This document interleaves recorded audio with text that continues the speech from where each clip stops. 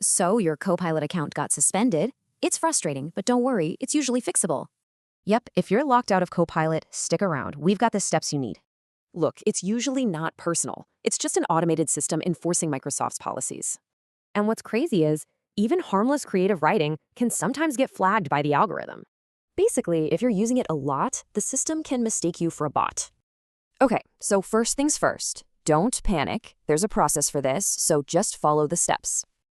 Seriously, before you do anything else, just wait. It might just fix itself within a day. Okay, so if waiting didn't do the trick, it's time to file an official appeal. And this is key. When you appeal, give them all the details. Be super specific. All right, pay attention here. There are a few things you definitely should not do. Making a new account looks like you're dodging a ban, and multiple tickets can just slow things down. So you've sent the appeal. Now comes the hard part. You just have to be patient. This really breaks it down. You send one ticket, then wait for a real person to review it. Now, most suspensions are temporary, but yeah, permanent bans can happen for really serious violations. So it all kind of makes you wonder, right? Can a bot really get the nuances of human creativity?